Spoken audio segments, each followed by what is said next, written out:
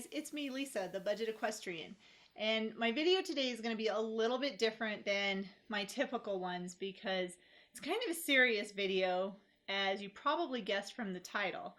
My horse could have died, and I'm not being dramatic at all, I swear. So this whole adventure started on Tuesday afternoon. I got some text messages from my husband, and he said Frisby isn't acting quite right. And I kind of went into panic mode because I got about 8 more text messages from him. And he said he was walking around, but then he was laying down. He was just really lethargic and he wasn't being himself. So I was a little nervous. To keep Ethan from picking on Frisby, my husband was smart enough to put Frisby back in his pen. And he also put Ethan back in his pen too. I saw him when I was driving up the driveway, and he just kind of was standing there with his head down. Didn't look like he was really interested in anything. And when I went out back and I called his name, he perked up, his ears went forward for about 2 seconds. He saw me, and then his head went back down again. So I wasn't quite sure what was going on. He wasn't acting like himself. He was just kind of bleh. So I wasn't sure if he had gotten into something that he shouldn't have, if he was just tired, if, he was under the weather. I didn't know. But I did know I haven't changed his feed, haven't changed anything with either of my horses. Everything has been very consistent and very much the same. So then I decided I was going to hang out with him for a while and kind of, learn a little bit more about what was going on. So I cleaned his stall and put down some fresh bedding because I wanted to see, if he was pooping, number one.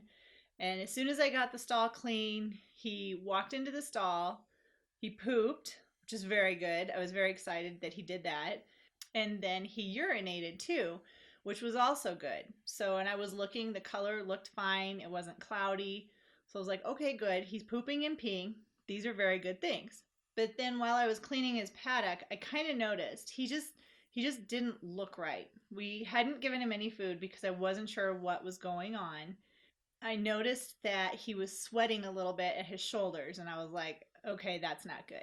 Then I noticed he was turning his head from side to side, looking at his sides. And I was like, okay, that's really not good. And then he started turning in little circles in his stall and was trying to lay down. And I'm like, oh crap. So I had a pretty good idea that Frisby was colicking. So I didn't panic, but I was very concerned, to say the least. So thankfully I have a very substantial first aid kit in my barn and in my tack room. So I grabbed my stethoscope and my thermometer. And the first thing I did was just lay my ear against his tummy and listen to see if I could hear gut sounds. And gut sounds, basically, it's like your tummy's growling. So like, roar. So he did have gut sounds. I was like, okay, that's good. And then I listened to his heart because I wanted to find out what his pulse was. His heart rate was 30 beats a minute, which is normal for an adult horse. So I was like, okay, he's not in a tremendous amount of pain. He's not in distress. His heart rate is normal.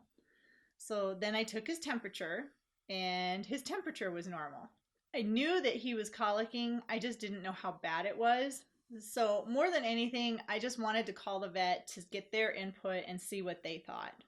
So when I called her, I reported back to her the information that I had. So his temperature, his heart rate, his gut sounds, and what he was doing and what he was acting like, and how he just didn't look like his normal self. She was very nice, and she said, it sounds like a mild colic, but if you want, I'm happy to come out and see him.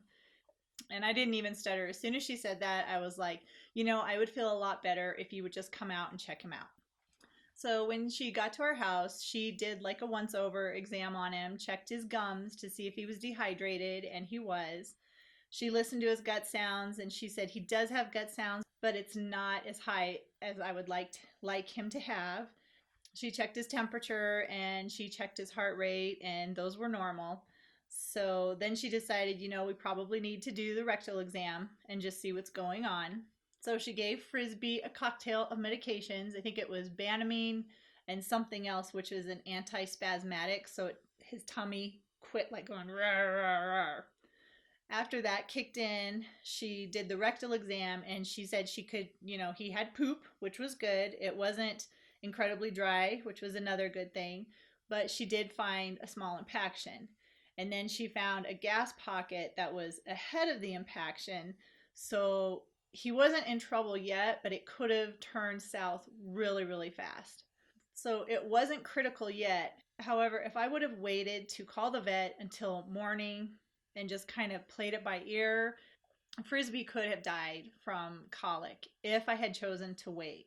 But instead, I chose to trust my gut, call the vet, get them out there, and have this taken care of. And this is really why I decided that I wanted to do this video for you guys today. Even though this was a mild colic and he didn't have these, huge warning signs that something was wrong, this could have been a life-threatening event for Frisby, and I just don't know what I would do if I would have waited, because then it would have been my fault. But because I trusted my gut, I got the vet out there. We were able to reverse the colic, treat it, and now I'm happy to report Frisby is on the mend and he's actually doing very well considering what he went through a couple days ago. So if you don't know what the signs of colic are, you need to learn the signs of colic. And even if the symptoms don't look that bad, you need to take them seriously. And every horse is going to be different. Some horses can colic and not have any symptoms.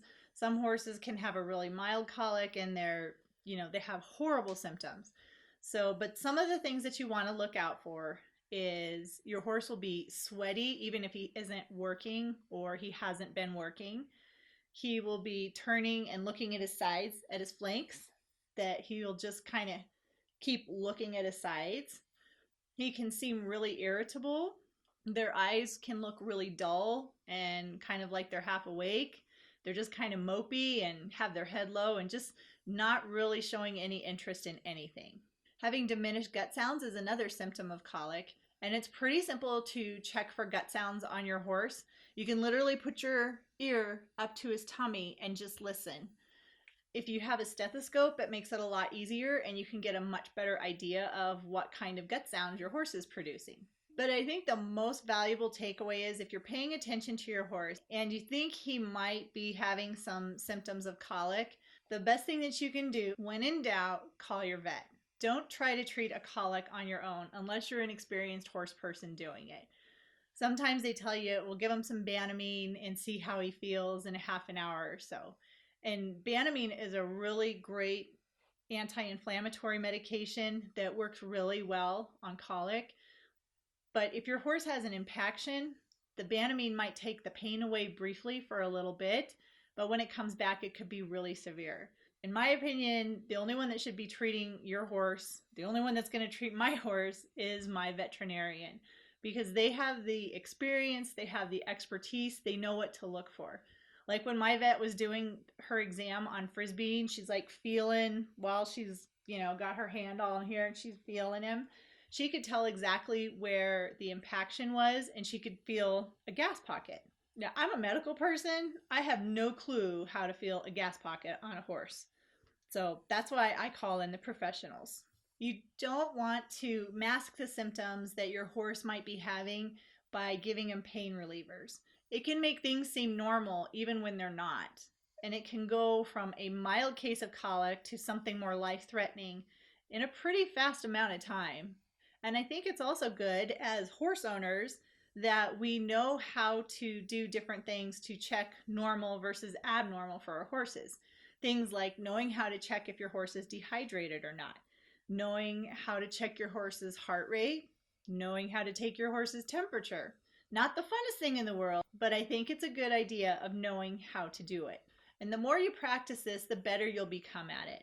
So if your horse is having something happening with him where you think you're going to have to call the vet, the more information you have to be able to give to your vet is going to help them kind of paint a picture of what's going on with your horse. And it might give them a better idea of what they are anticipating when they get out to you and your horse. And this one is really hard for me sometimes, especially when my horses are suffering or something's happening. I get really nervous and I tend to talk really fast. So I spit out a ton of information, but you say it so fast that nobody gets all of the information. So when you do call your vet, be prepared with your information and try to talk slowly and calmly so they can get the gist of what's going on with your horse. I was really lucky. Frisby is going to be okay. He's going to recover. He got his rectal exam. He also had a nasogastric tube, so she put the tube down his nose into his stomach, and she gave him a bunch of water and electrolytes, and then also mineral oil to help get things moving again for him. So he's getting about 4 to 5 small meals a day. He's still penned up. He's very hungry because he's used to getting a lot of food. And right now he only gets what I give him. So he's really happy to see me 4 or 5 times a day and trying to be super sweet so he can get some more food. Hopefully some of the things that I talked about here will help you. I really hope you don't ever have to put these things into practice, and I really hope you never have to go through a colic with your horse. Hopefully your horse is happy and healthy, which would give you a really great opportunity right now to practice doing things like checking his heart rate. Do you know what a horse's normal heart rate is?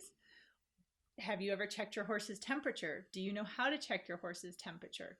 Again, if your horse is happy and healthy and you get to go see him every day, I think it's a great idea to spend a couple of minutes each day learning how to do these different skills. Learn how to take the vital signs of your horse. It's a lot easier to do something when you can do it on your own terms, not because you're being forced into doing it. You don't want to be taking your horse's temperature for the first time when there's an emergency situation going on. So right now, while everything's good, practice. Get these skills down. They're really not that hard to do, and they're actually kind of fun, and you'll have some bonding time with your horse. Thank you so much for watching my video today. I'd love to have you subscribe to my channel. Just click on my picture at the end of this video, and you can subscribe to my channel and hopefully get lots of good information that you can use for you and your horse. Again, thanks for watching, and until next time, stay passionate and enjoy your ride.